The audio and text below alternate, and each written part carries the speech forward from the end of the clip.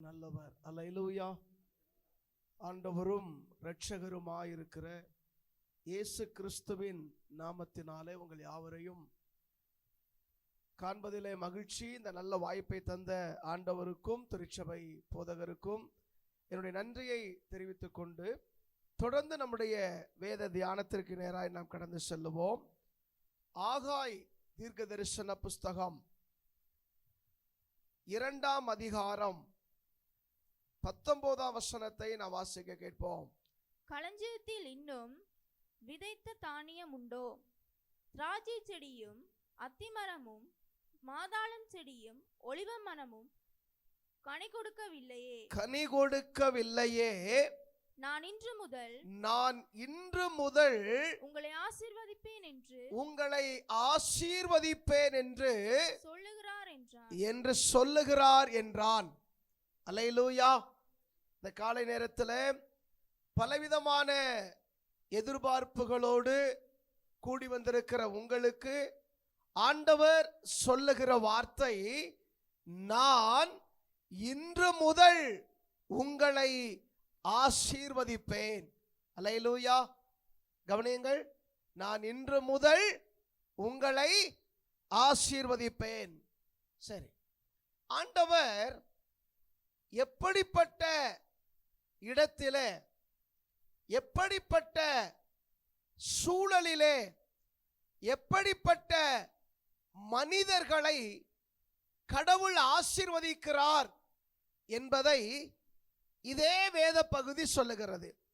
எந்த சூழ்நிலையிலே ஆண்டவர் சொல்லுகிறார் என்றால், அந்த 19ஆம் வசனத்தை மறுபடியும் கவனிங்கள். நல்ல வசனத்தை கவனிங்க. களஞ்சியத்தில் ஒரு நிமிஷம் நான் வாசிக்கிறேன்.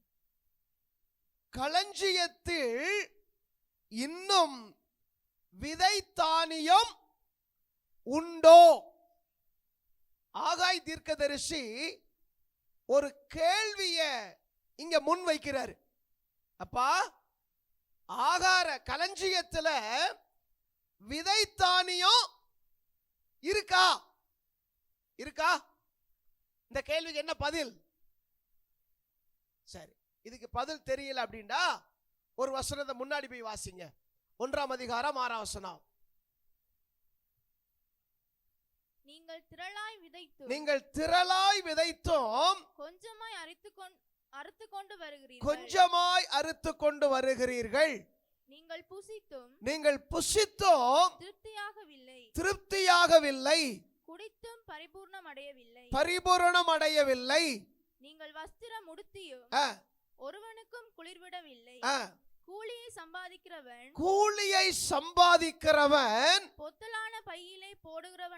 பொத்தலான துவாரம் விழுந்த பையிலே போடுகிறவனாய் அதை சம்பாதிக்கிறான். சரி, இப்ப தீர்க்கதரிசி இறைவாக்கினர் இங்க என்ன சொல்றாருண்டா, தேவ ஜனங்களே, நீங்க நிறைய விதைக்கிறீங்க, விவசாயத்துல கொஞ்சமா அறுக்கிறீங்க, சாப்பிட்டாலும் உங்களுக்கு என்ன இல்ல?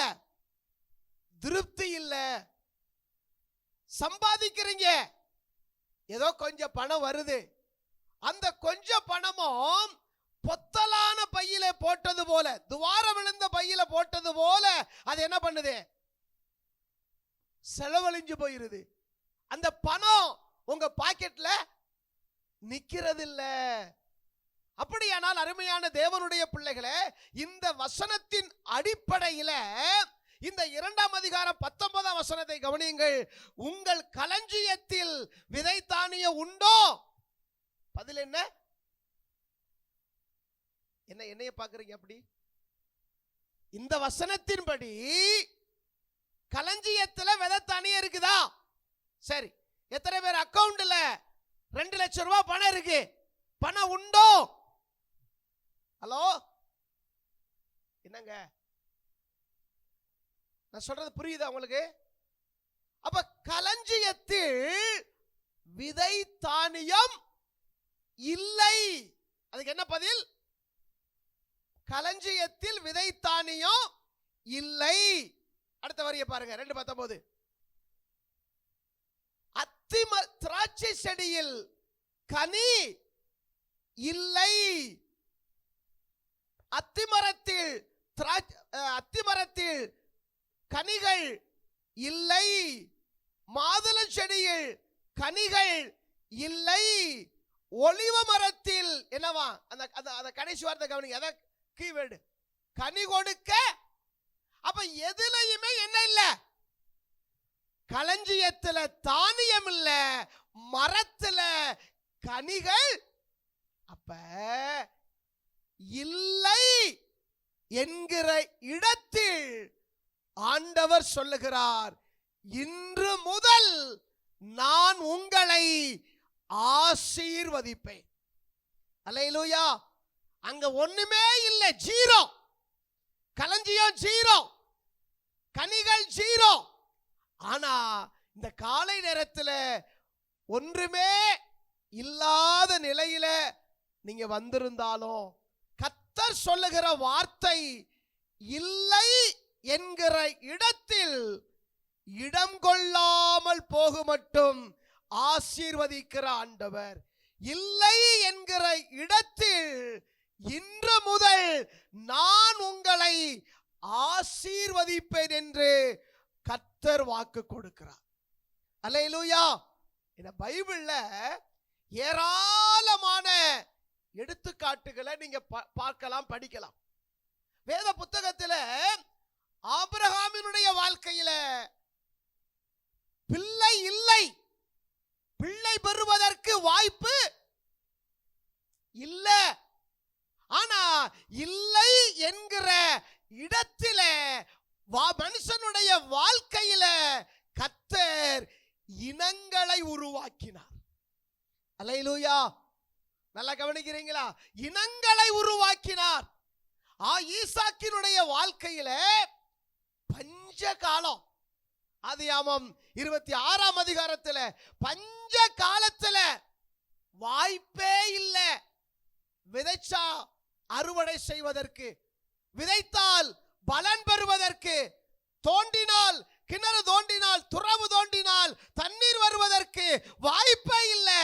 ஆனால் பரிசுத்த வேதம் சொல்லுகிறது, இல்லை என்கிற இடத்தில கர்த்தர் 100 மடங்கு அவனை ஆசீர்வதித்தார். அல்லேலூயா. வெறும் கம்பு எடுத்துட்டு போறான் யாக்கோபு. யோசேப்பு அப்பா போட்டிருந்த வஸ்திரத்தையும் சகோதரர்கள் பறித்து கொண்டு நிர்வாணமாக போகிறான் எகிப்துக்கு. இல்லை, இல்லை, எதுவுமே இல்லை என்கிற இடத்தில கர்த்தர் இன்று முதல் ஆசீர்வதிப்பேன் என்று வாக்களிக்கிறார். ஜீரோ அப்படிங்கிற இடத்துல ஜீரணிக்க முடியாத அளவிற்கு, அதைத்தான் யோபுவின் புத்தகத்தில் வாசிக்கிறோம், நம்முடைய ஆண்டவர் கிரகிக்க முடியாத அளவில் காரியங்களை செய்கிற ஆண்டவர். அல்லேலூயா. ஆண்டவர் நம்மாலேயே என்ன செய்ய முடியாது சொல்லுங்க?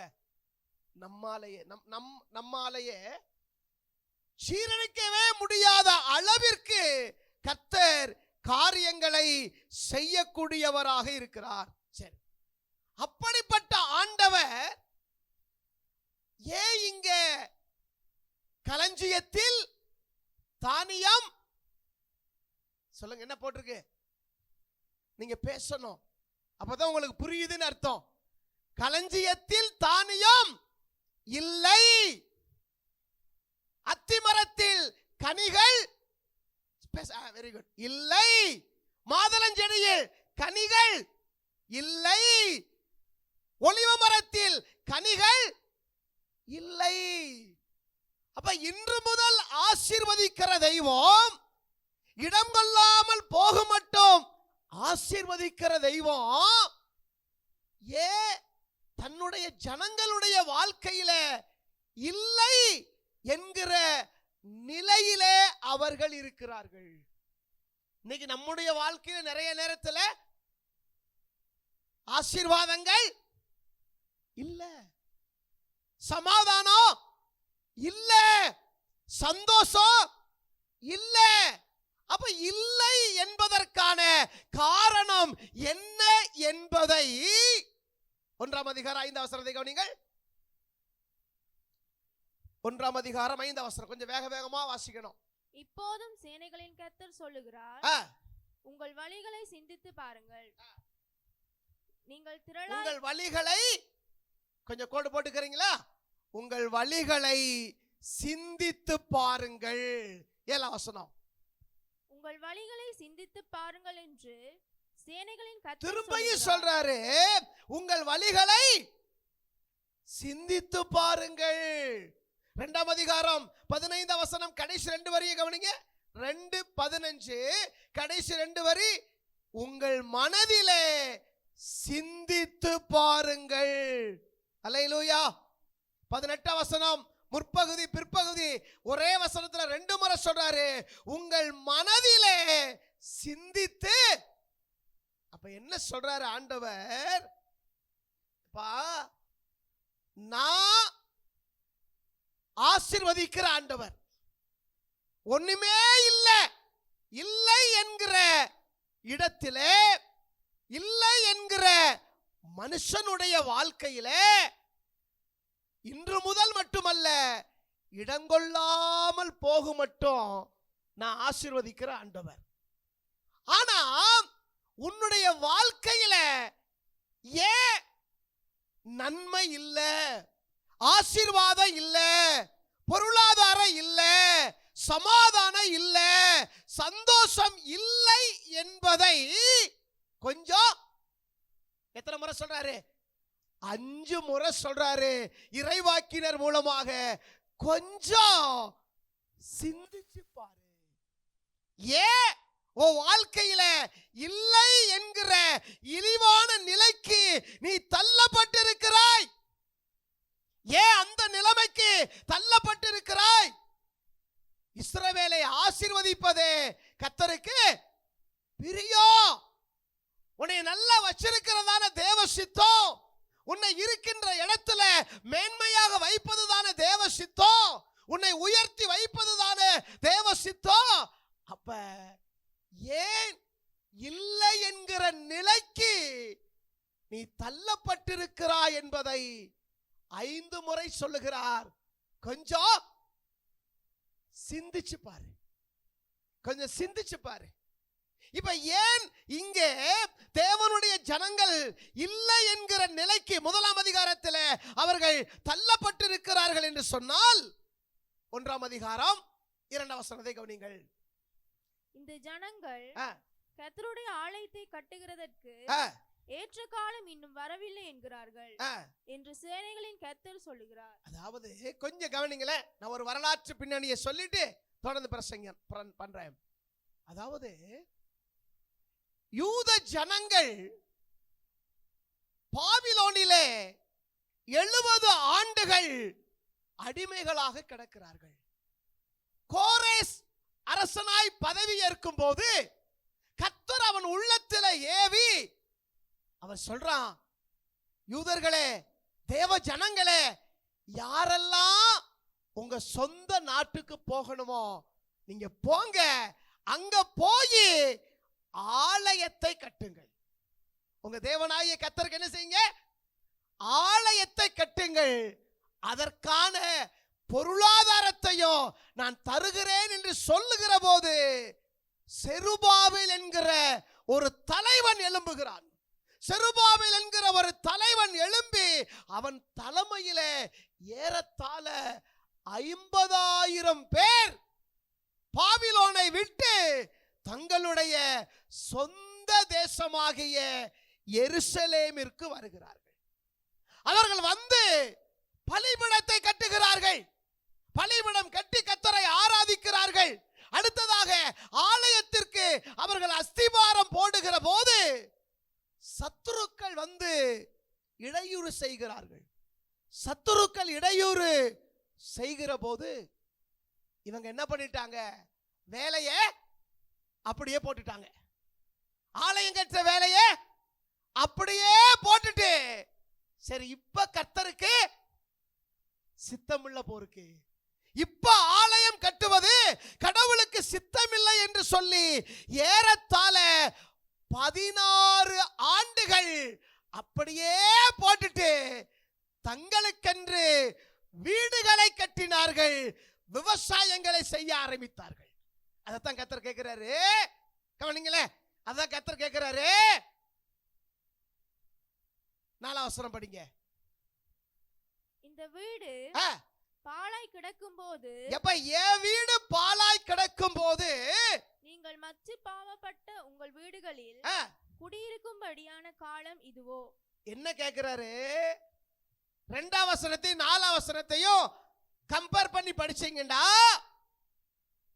எனக்கு ஆலயம் கட்ட, எனக்கு வீடு கட்ட காலம் வரல, உங்களுக்கு வீடு கட்ட காலம் இருக்குதோ, உனக்கு விவசாயம் செய்ய காலம் இருக்குதோ, ஆராதனைக்கு வர உனக்கு நேரம் இல்ல, ஆண்டவருக்காக கொடுக்க நேரம் இல்ல, ஆனா உன் வேலைகளை செய்வதற்கு உனக்கு என்ன இருக்கு?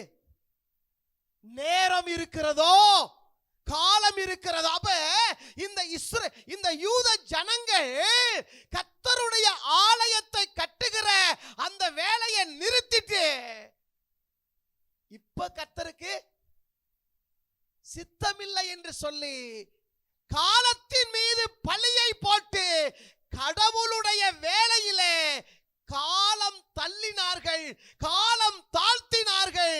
கடவுளுடைய பார்வையிலே இது பாவமாக கருதப்பட்டது. எத்தனை பேருக்கு புரியுது? அதனாலதான் சொல்றாரு, எப்பா நான் உன்னை எதுக்காக அனுப்புனேன்? இவங்களை எதுக்காக பாபிலோன்ல இருந்து கர்த்தர் எருசலேமை கொண்டு வர்றாருங்க? வாயை திறங்க, ரொம்ப டீட்டெயிலா சொல்லிக்கிட்டு இருக்கேன். எதுக்காக கொண்டு வர்றாரு? ஆலயத்தை கட்டுவதற்கு. அதுதான் உன்னுடைய இலக்கு. இப்ப நீ ஆலயத்தை கட்டுவதை விட்டுவிட்டு காலம் தாழ்த்துகிறாய், காலத்தின் மீது பழியை போடுகிறாய்.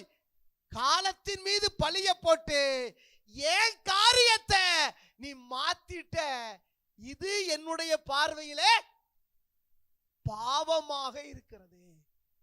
அன்பான தேவ பிள்ளைகளே, இவர்கள் அதிகமாய் விதைத்தும் கடினமாய் உழைத்தோம் கொஞ்சம் வருமானம், அதுவும் ஓட்டப்பையில போட்டது மாதிரி பணம் நிக்க மாட்டேங்குது, பர்ஸ்ல நிக்க மாட்டேங்குது, போய்கிட்டே இருக்குது.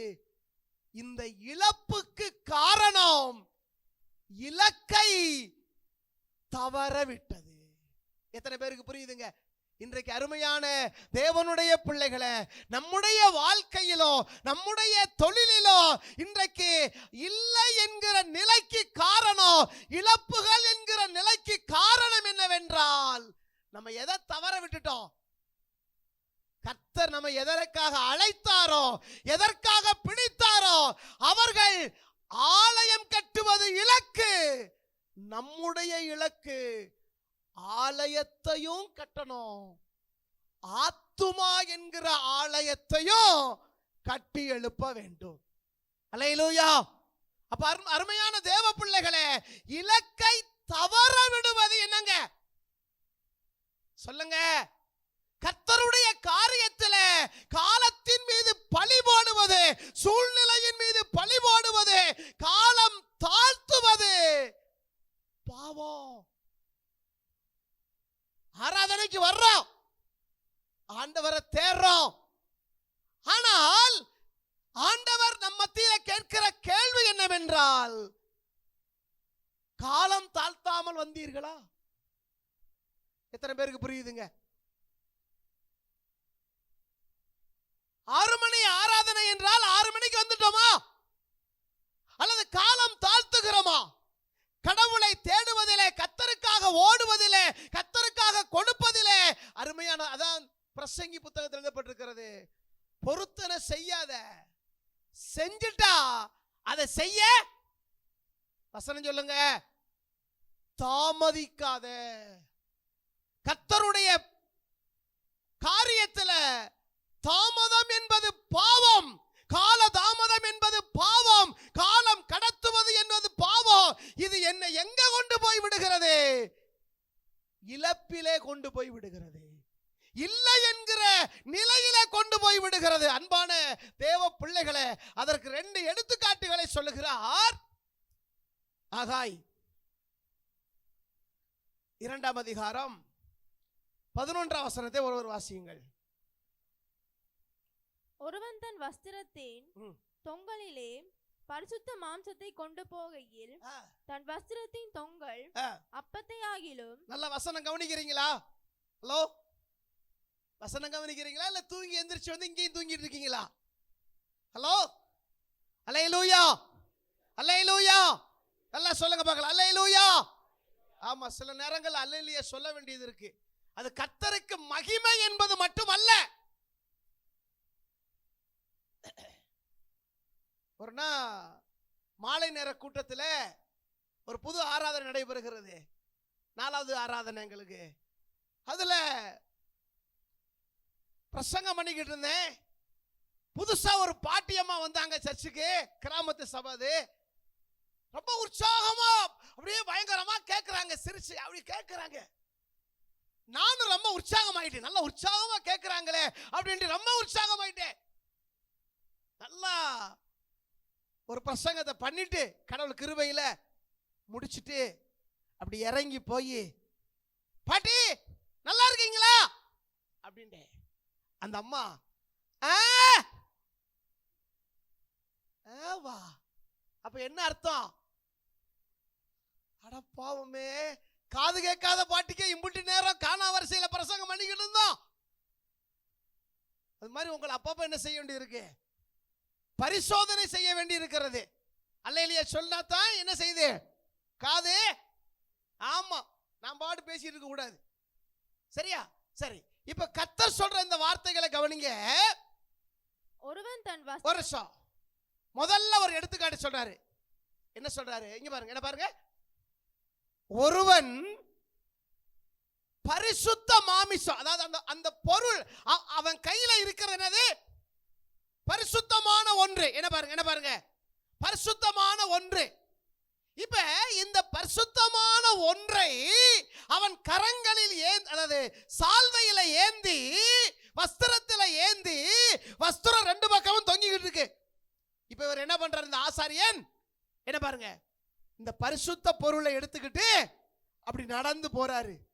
நடந்து போகும்போது அந்த வஸ்திரம், அந்த பரிசுத்த மாமிசத்தை தாங்கி இருக்கிற வஸ்திரம் சாப்பாட்டுல, ரசத்துல, சொதியில, வேற பதார்த்தங்களிலே அந்த பரிசுத்த மாமிசத்தை தாங்கி நிற்கிற அந்த வஸ்திரம் படுகிற போது ஆசாரியன் கேளு, இது பரிசுத்தம். எது கையில் இருக்கிறது? பரிசுத்தம். அந்த பரிசுத்தத்தை தாங்கி நிற்கிற அந்த சால்வையில படுகிறதெல்லாம் பரிசுத்தமாயிருமா அப்படின்னு கேளுன்றாரு. என்ன பாருங்க, இப்ப ஆசாரியனுடைய பதில் என்ன? 12ஆம் வசனம், 12ஆம் வசனம். அதற்கு ஆசாரியர்கள் பிரதியுத்தரமாக பரிசுத்தமாகாது என்றார்கள். என்னவாங்க? ஹலோ, அது என்ன ஆகாது? பரிசுத்தமாகாது. என்ன பாருங்க, என்ன பாருங்க, நான் 2 எடுத்துக்காட்டு சேர்த்து சொல்றேன். அடுத்த வசனம் சொல்றாரு,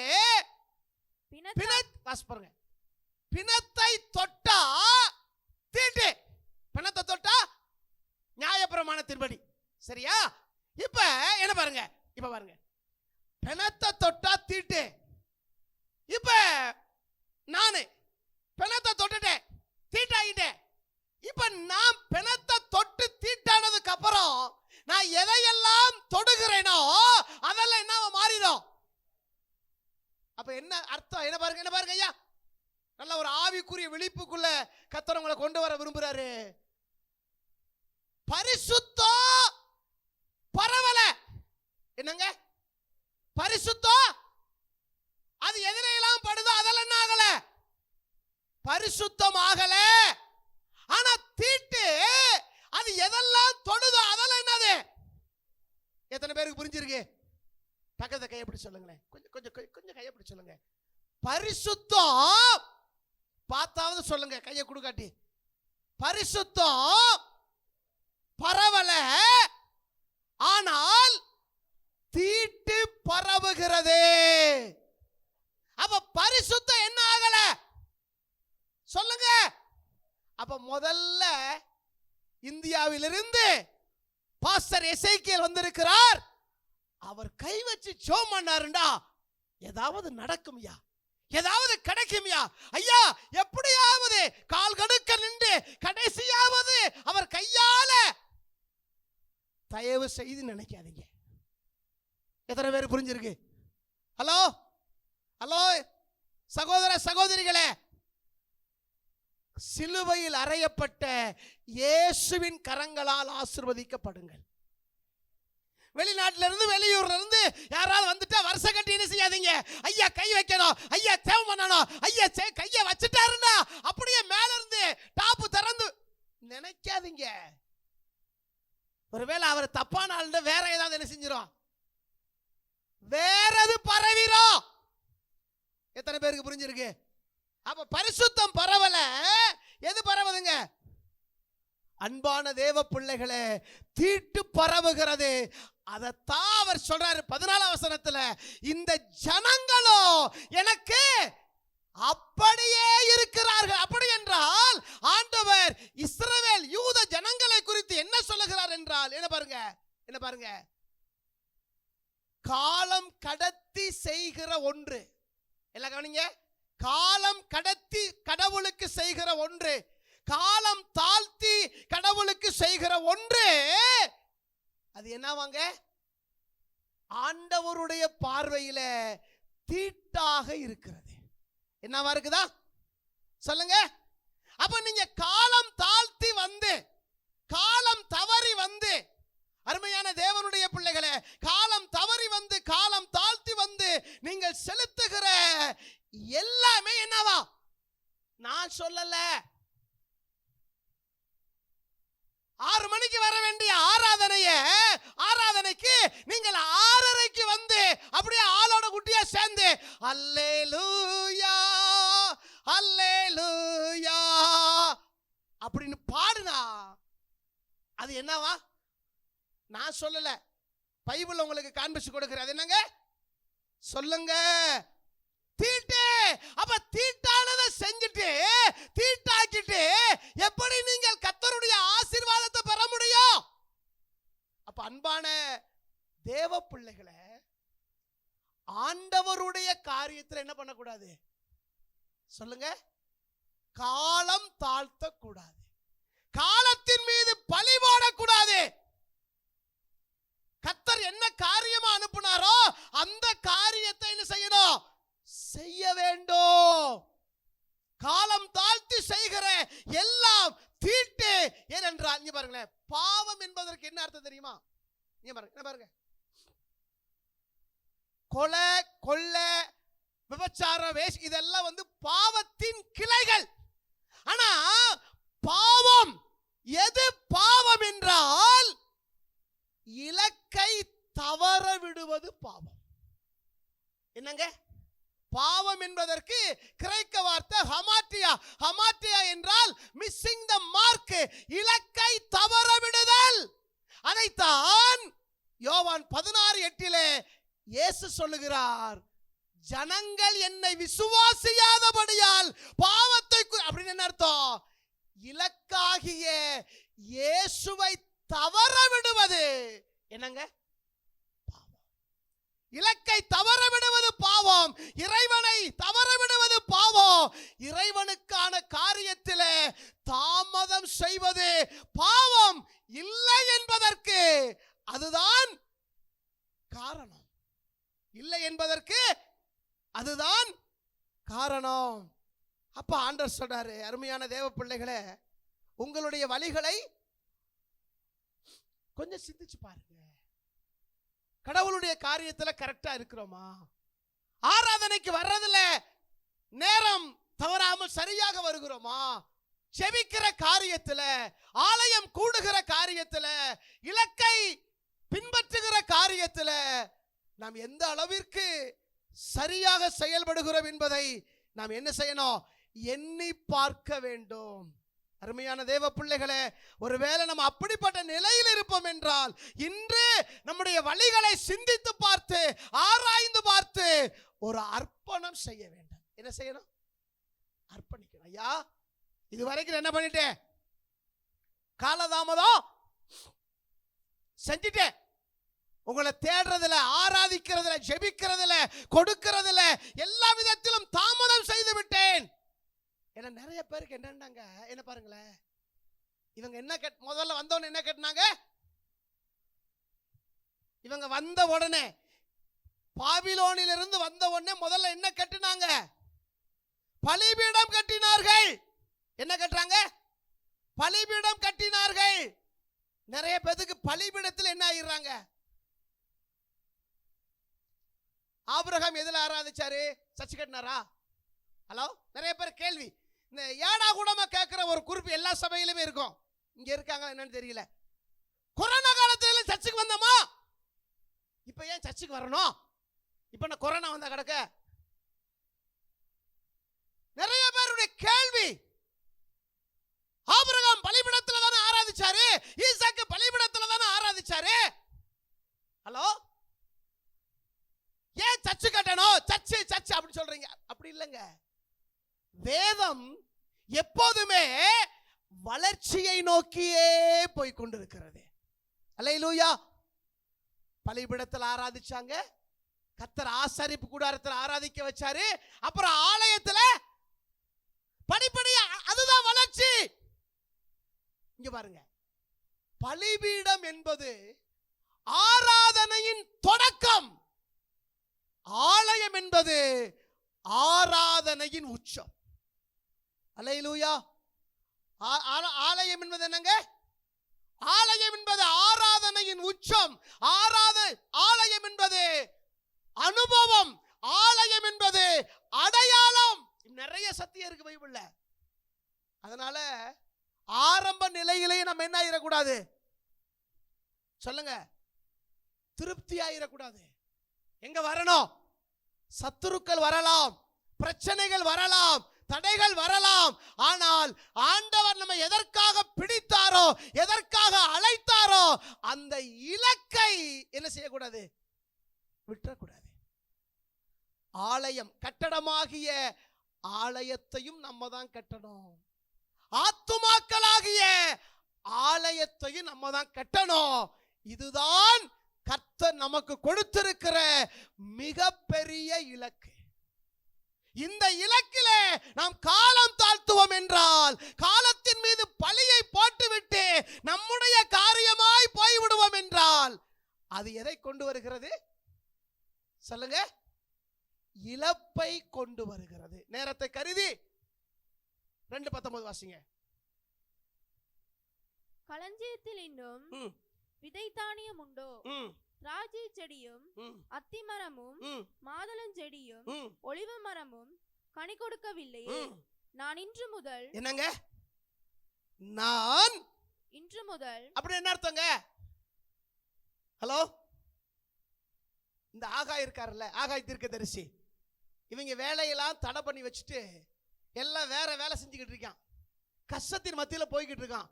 கர்த்தர் ஆகாயை அனுப்பி தேவ ஜனங்களோடு பேசுகிறார். எத்தனை வருஷம் பிரசங்கம், எத்தனை வருஷம் ஊழியம் தெரியுமா இவருக்கு? ஆகாய் இங்க பாருங்க, 4 மாசம்.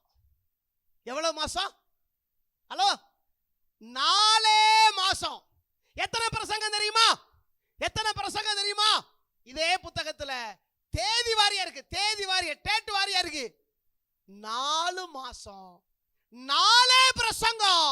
1:12 சொல்லுகிறது, ஒட்டுமொத்த நாடு தேவன் பக்கம் திரும்பிட்டு. அல்லேலூயா.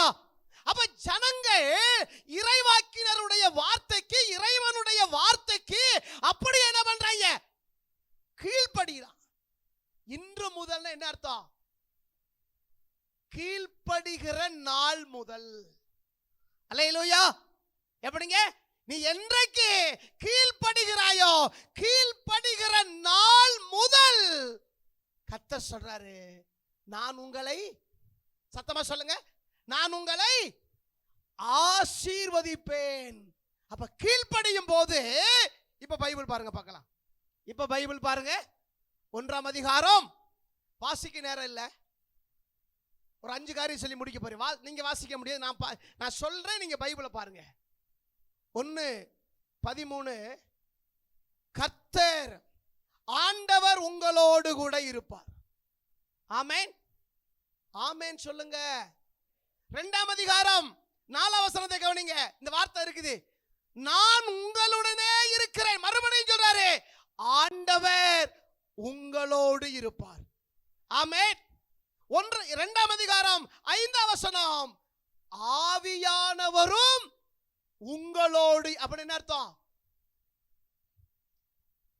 ஆவியானவர் இருக்காரு என்ன அர்த்தம்டா?